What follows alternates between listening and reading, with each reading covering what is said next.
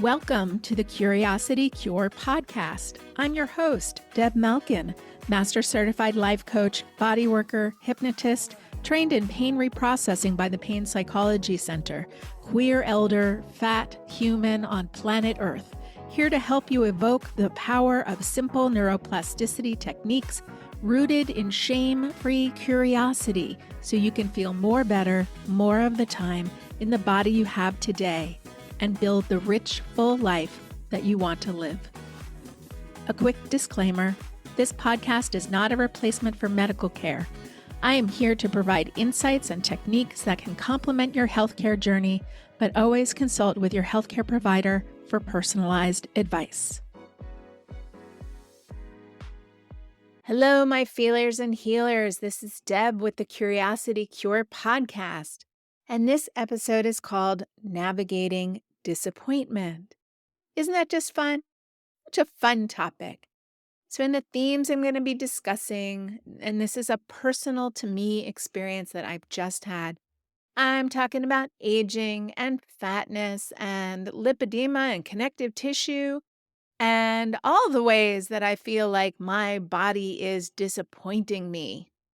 And when I'm not paying attention, I'm slowly feeling that I become the disappointment because it's very hard to separate my body from myself and also separate all of the messages that we've been given by society about larger bodies and about aging bodies and about bodies that have a variety of abilities. But I know that I am not a disappointment. I am just a human being who has experienced something. So I want to share with you some of my story and my strategies for navigating physical discomfort and disappointment on my trip. I've been away on a fabulous plus-size adventure excursion to the Galapagos Islands. And when I got there, I did some sightseeing in Quito and I went to the equator, and that was super fun. I did some pre-travel stuff, before our group trip officially started. And this is my third excursion with this group. It's called WHOA, which is an acronym for Women High on Adventure. And it was the group that I did the plus-size excursion to Kilimanjaro with. There's a documentary made about it called Kili Big. You can go watch it. You can see me crying on it, especially after we got into camp on the first day. And from that trip, what emerged was a division of this women's adventure travel group that is specializing in plus-size trips. So I went with them on a trip to Iceland, and then this is the trip to Galapagos. And a lot of people who are on this trip have become friends, and it's so amazing to find a supportive group to travel with who are like-bodied. And even in that likeness, even in that sameness, there's variation. So there's variation in ages, there's variation in ability, there's variation in activity levels. But in general, these are organized as very active trips. Like we do a lot. We cover a lot of activities in one day, and it's like a successive series of adventures. So unlike Kilimanjaro, these adventures, you can opt out on things. But as I love to do stuff, I want to do all the things. If I'm going all the way to the Galapagos Islands, I want to do all the things. So I got there early, which also is really good when you go someplace that is higher in altitude, to go early to adjust your expectations of your body. So when you're at a higher altitude, if you're not used to that, that might mean you move slower. It might mean that breathing is more difficult because there's less oxygen. So sometimes people get really startled at the changes that are happening in their body, and I knew what to expect, maybe a headache, maybe some harder breathing. I gave myself time to adjust, and I did some amazing sightseeing, and it was a really special way to start off the trip. So then we launched in our first day, and we flew from Quito to the Galapagos, and we started at the island of San Cristobal. And I'm going to try not to just read you our whole itinerary. Maybe I'll link to it so you can go see all the cool things. But this is not a travel podcast. This is a podcast about chronic pain. We saw some blue-footed boobies and frigates and pelicans and sea lions. There's so many sea lions. And we did kayaking and we went to a ceviche class. And we did a lot of really fun things. And the next day we went snorkeling at this beautiful place called Kicker Rock, which is one of the Galapagos' most iconic spots. And we saw sharks and amazing fish and some rays. Some people saw a hammerhead shark. I did not see that, but I saw a picture of it, which is really, really cool and very beautiful. And the boat rides were really fun and like lovely and relaxing. My whole body was like, yes, yes, I would like more of this. Being on a boat and snorkeling. It was such a good experience. So relaxing, such a relaxing feeling to have. And then the next day we went, and there's a lot of like getting on and off speedboats and going from one island to another island. And to get on and off the boats, you have to take a water taxi to the larger boat. And we were also taking a lot of buses. We were taking buses to different places. We went to Santa Cruz and we saw giant tortoises, and that was so cool. My legs were kind of sore from the snorkeling the day before because I snorkel like I scuba dive, which is I don't really use my arms because that makes a lot of bubbles. It also is a lot of extraneous movement. But then that meant my legs were really sore. And we walked around for a while and we saw these big, giant tortoises, which is so cool. And did you know that only in English do we have a different word for turtle versus tortoise? I believe in other languages they say like land turtle or sea turtle, but I guess we say tortoise for the land turtle. And then we have turtles, which are more like sea turtles. So I could be getting that wrong, but not everybody says tortoises. And sometimes I should Google things before I talk about them. But that was something our guide told us. So at some point on that day when we went to Santa Cruz, I kind of knelt funny on the bus. It was this little innocuous kind of experience where, you're just trying to move around on the bus and you just kneel down to turn your position around. There was something that just felt a little weird. And so I took note of that and I was like, okay, that's not great. I'm not excited about this experience, but I'm just going to relax because I've dealt with knee things before and I'm just going to see what happens. And the next day we went to Tortuga Bay and some people went surfing. I actually walked down the beach. It was a really long walk to the surfing area. And then I was there and it was very hot. And I noticed as I was walking, my knee was not feeling the best. And I thought, well, it's really not great. And I don't think that surfing is going to be my thing because, you have to paddle on your stomach, but then you get up on your knees and then maybe you hop up onto the surfboard.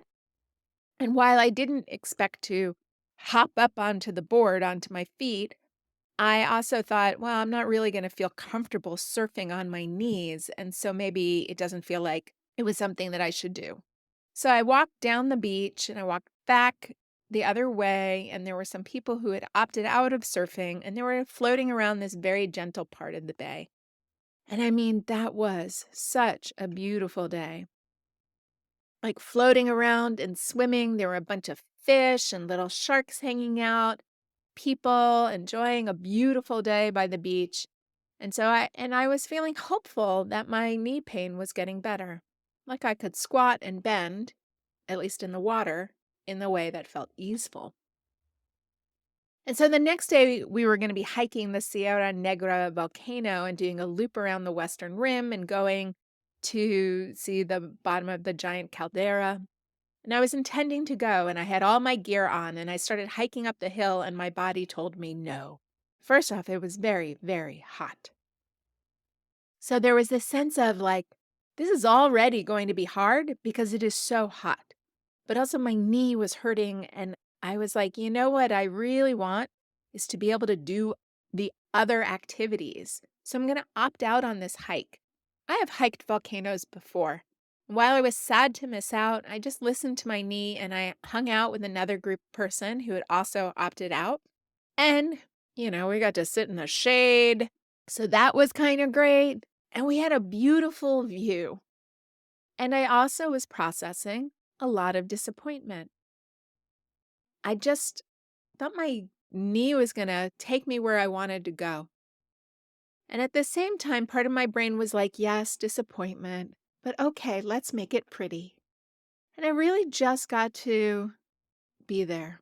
Anytime I noticed my brain wanted to ruminate or go into a blaming mode, I would just sit and notice my seat and look up and see where I was.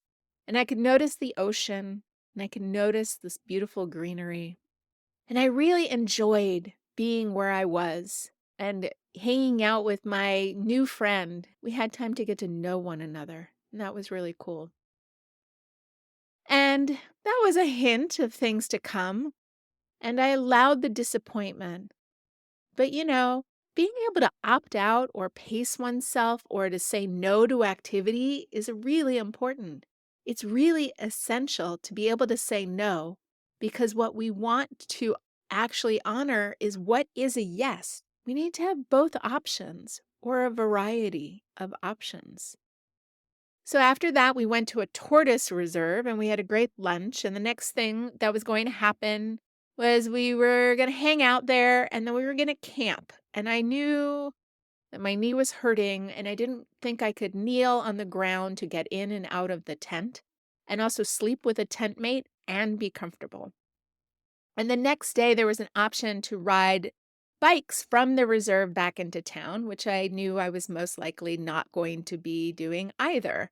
So, with those two series of activities, knowing that those were things that were not going to be a net positive for my knee, I decided to go back into town when the guide was leaving. So, I just thought, I'll go with her. I went back to the hotel, and I knew from my experience, Kilimanjaro, and my Iceland adventure, that getting enough sleep was really important for any kind of mental and emotional well being, and also any kind of tissue healing.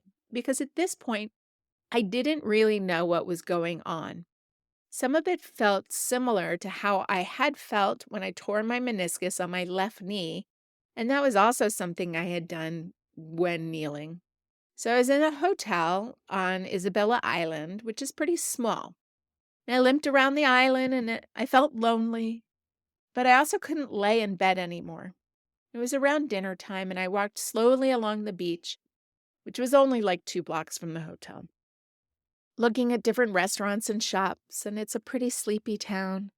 I walked to a place that was recommended for dinner to see that it was on the second floor, and I decided that wasn't where I wanted to spend my spoons or spend my knee spoons, which is an idea called spoon theory, which is a metaphor describing the amount of physical or mental energy that a person has available for daily activities and tasks and how it can become limited. This term was coined in a 2003 essay by American writer Christine Miserandino. I hope I'm saying her last name correctly. In this essay, she describes her experience with chronic illness using a handful of spoons as a metaphor for units of energy available to perform everyday actions. The metaphor has since been used to describe a wide range of disabilities, mental health issues, forms of marginalization, and other factors that might place unseen burdens on individuals.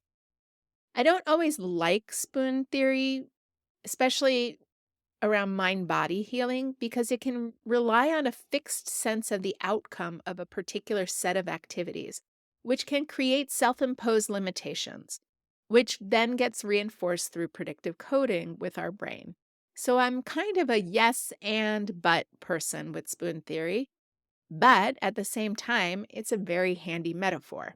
And my knee pain was not neuroplastic in the sense that it did have an immediate physical source, the overuse injury that I was experiencing, or at least that was the way my experience of it seemed like an overuse injury.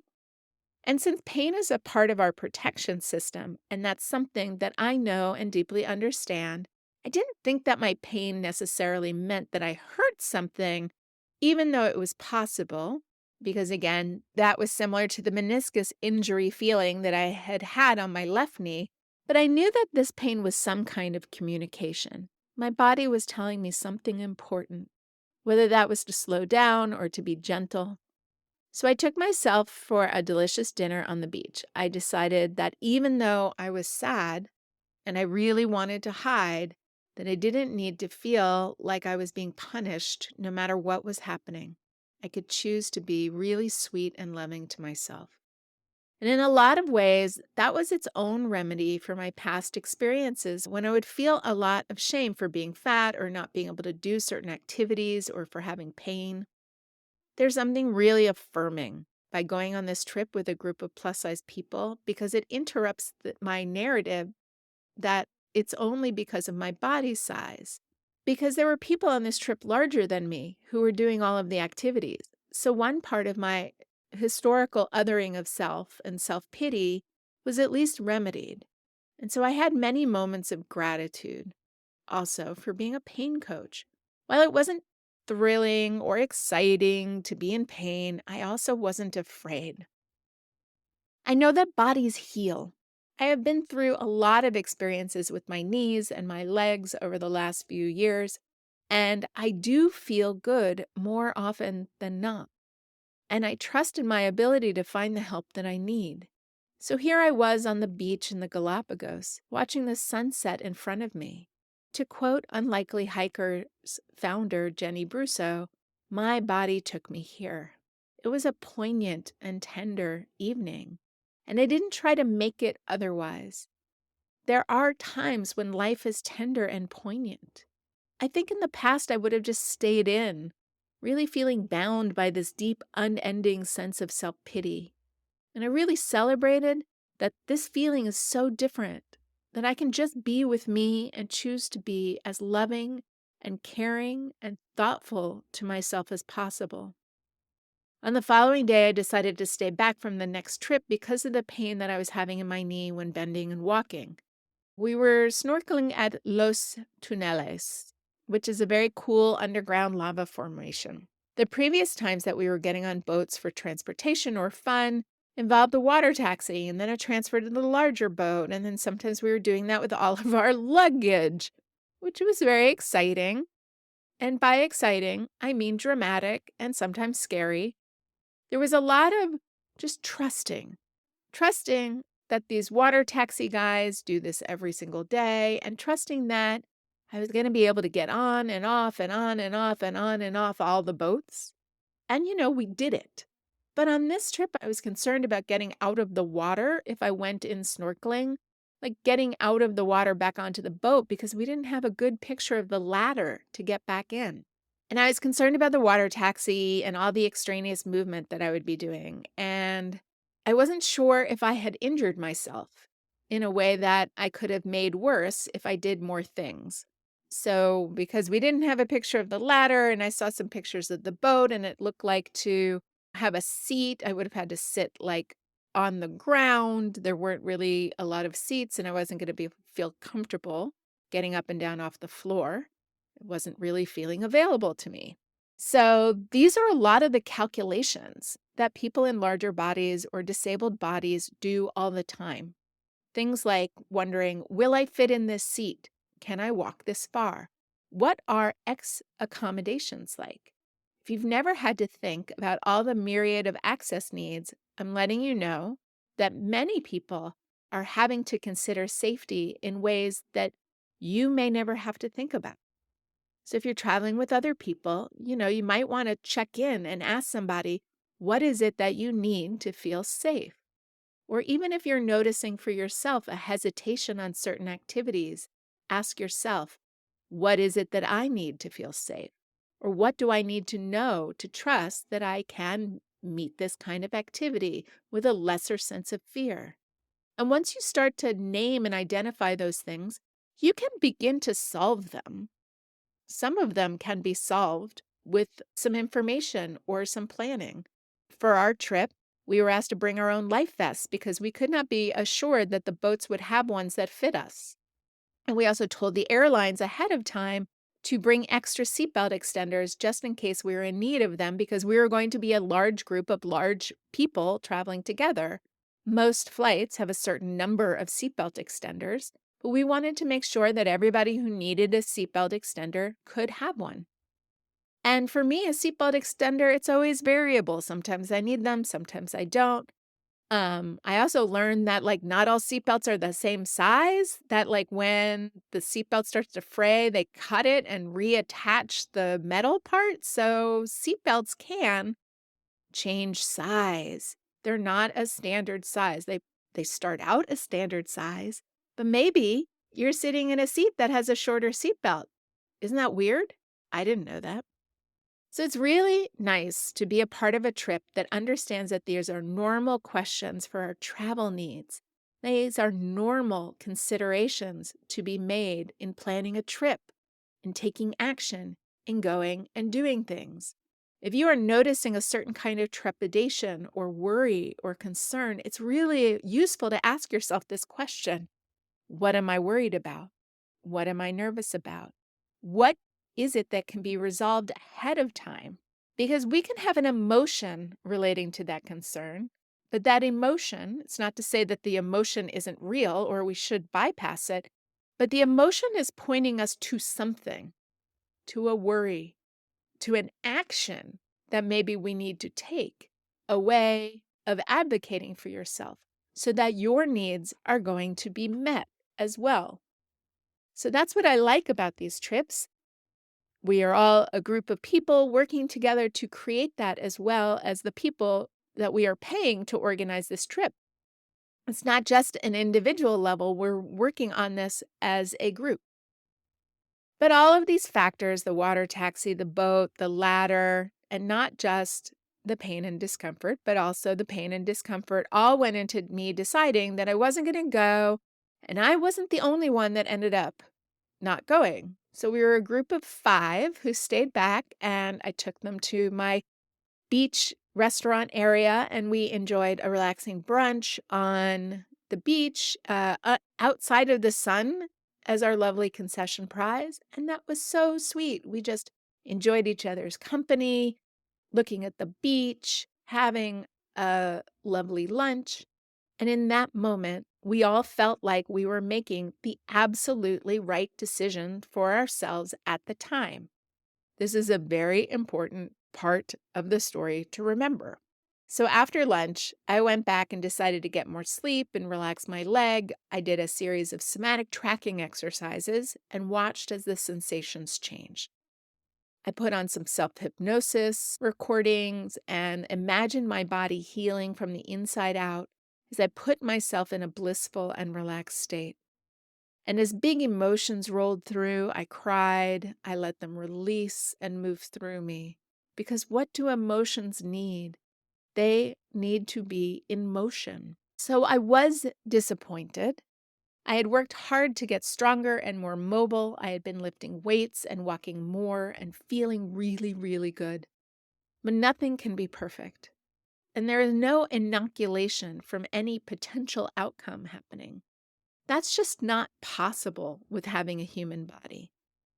I thought of how I would talk to a client who was having a pain flare or dealing with an injury. I would validate their experience while also holding open the space for positive change and always working on quieting and calming the fear. So this was my time to give my today body so much love and compassion and trust that healing would be happening and that no matter what, I would be okay. Just like on Kilimanjaro, made the decision to turn around on the summit night because I was not able to trust that I could descend the mountain safely without being carried had I kept going and made it to the summit. Not even sure how far I made it. Made it a fair way, but I decided unless I could locomote to where it was more safe to be transported by a vehicle, I was not going to push it. That was my agreement with myself. And I knew on this trip, I had a series of activities for the next few days, and unless I wanted to be transported home early, I needed to do my best to take care of me. Later, I'll talk about asking for and accepting help, which was also an important piece of this journey. So all was well until the folks came back from snorkeling and told us that it was the highlight of the trip. And also that they didn't have to do the water taxi transfer. Were able to get on the boat from the dock.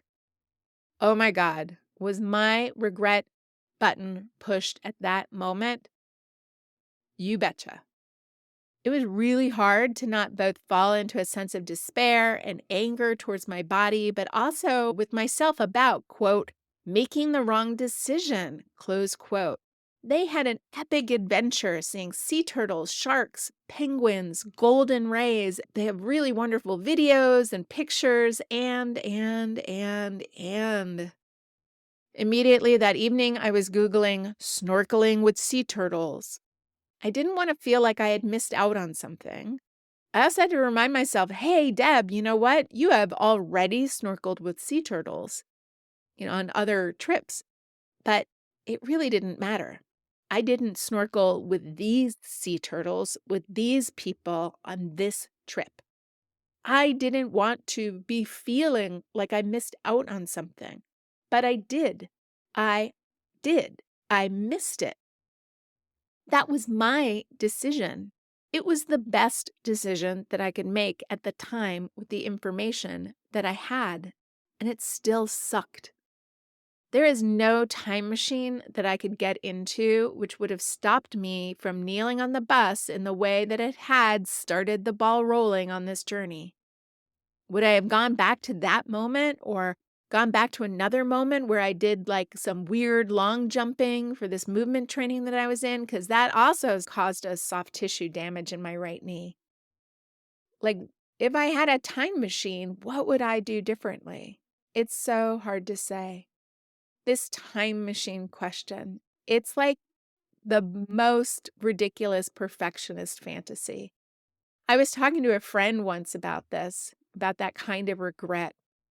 And there's so many Star Trek episodes about this, right? So there's the Year from Hell, which is a two-parter from Star Trek Voyager. And if you want to really get such a great cinematic or television example of what can go wrong when you try to mess with time and fix it and make it better, it'll be in that episode.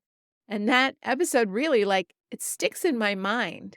And it really, really helps me because it is so tempting to want to go back in time and change things. And so, knowing what I know now, what would I do differently? Would I go back in time and have gotten more involved in weightlifting and muscle building when I was young? Would I have fought harder to love my body and make space for me at all my sizes to be involved in a healthy way with movement? But that wasn't the legacy that I was handed. And that's still a perfectionist fantasy because it's not an inoculation from injury or pain. All human beings are susceptible to injury and pain. It is so tempting to launch into regret time travel instead of sitting with disappointment. It is so much more satisfying to try to come up with solutions to avoid future disappointment. But I guarantee there will be future disappointments. Maybe it won't be this thing, but it will be something else. And the very best way to avoid the intense pain of disappointment is to create a welcome space for disappointment. Because disappointment means not getting something that was important, but it's also a feeling. It's not a fixed state of being. I am not at disappointment. I feel disappointed. I felt sad. I felt lonely. I felt angry at my body. I felt angry at my knee. If you remember my story and my conversations with my knee, there are times where my knee has been angry with me. I felt angry at all the things that are built for tall people because short people like me have to overreach and overload our muscles to be able to step down from things. I cannot tell you the number of times that stepping down from a tall step feels like the thing that's going to break me. My trip down a mountain in Iceland had me cursing all the Vikings with long legs who cut the steps into the side of the mountain and having to take those steps down one by one going sideways because it is too deep for me to feel like I could step down safely going forward. And there is a variable load. Yes, I'm a bigger person, but I'm a bigger person with short legs. So bigger people with short legs are going to have a different experience than bigger people with longer legs. And when we're talking about like the physiological mechanism and tissue load capacity, pain is a protection. The body is always trying to protect you from injury.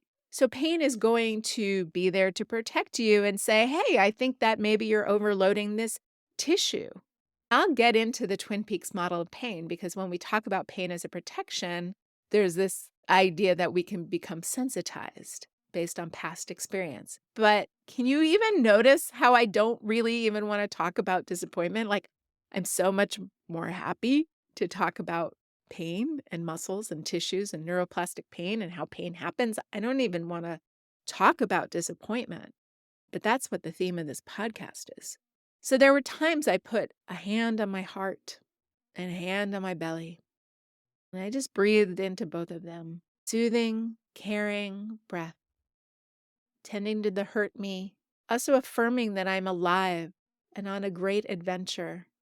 I spoke kindly and lovingly to my body, to my today body, versus ruminating about the body I used to have or the body I wished I had. And it's easy for me to talk about allowing feelings of discomfort. Like it's easy to talk about it on this podcast. It's easier to talk about allowing feelings of disappointment than to allow feelings of disappointment. It's still not the same thing. So just notice what that feels like for you. When you feel disappointment, where do you notice that feeling in your body? What are the thoughts that bubble up to the surface when you sit with that feeling? Are you afraid that feeling will never end? Are you afraid those thoughts are true?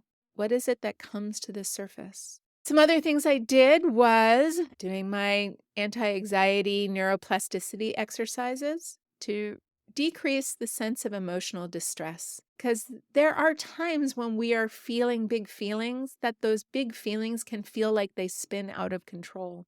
So doing this activity, the backward spin, helped me step out of that kind of downward spiral type feeling. We want our emotions to be there and flow through us. There's also ways to mediate the intensity and make more room for things to flow. And as I did this backward spin, I was feeling a lot less distressed. And so when I feel less distress, I have a lot more ability to think. And in those moments, it's not just enough to think about ourselves and our lives in only the most ideal situations, because we don't only live in only ideal situations. So I thought, who do I want to be when I am hurting? How do I want to be with myself and other people? Imagine the feelings flowing through me and out of me, through my feet and into the ground. I imagine wrapping my leg in the most comforting fabric, in the most soothing colors. I imagine feeling held by the universe, by the healing force that lives inside us all, by the invisible systems working behind the scenes and under the hood, maintaining our body systems. I spent some time leaning into positive sensations and noticing what was not pain. I enjoyed some open focus practice.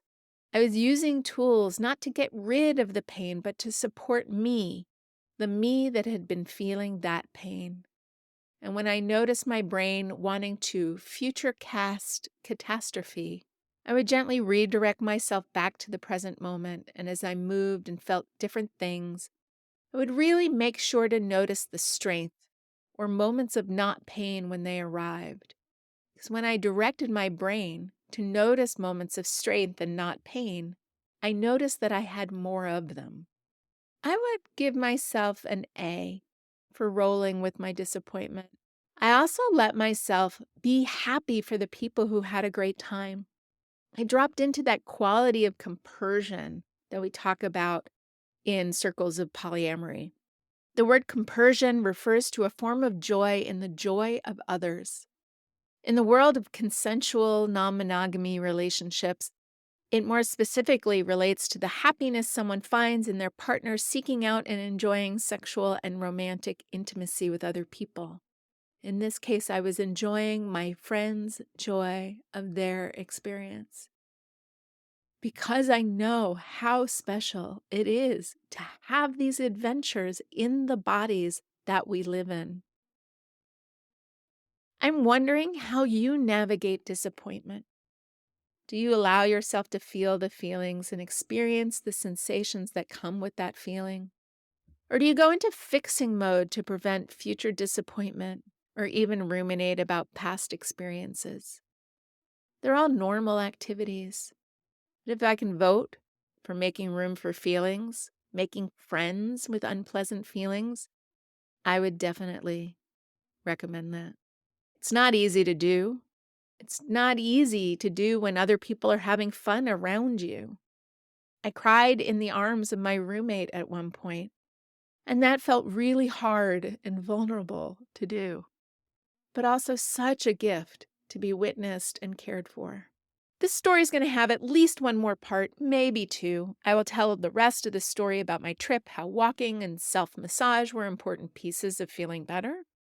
I'll explain in more detail about the Twin Peaks model of pain and how our pain system can become sensitized to be more hypervigilant. And I did visit with an orthopedist when I got home, and I'm beginning with PT. I have no idea how that will go. I'm definitely nervous, but also hopeful. I know so much more than I did about pain and tissues and joints, and then when I went to PT before and after my left knee surgery in 2010. This story will continue. I imagine it will continue as long as I have knees. If persistent pain or fear about pain is something that you deal with and find that you would like help navigating these experiences, please book a curiosity call with me.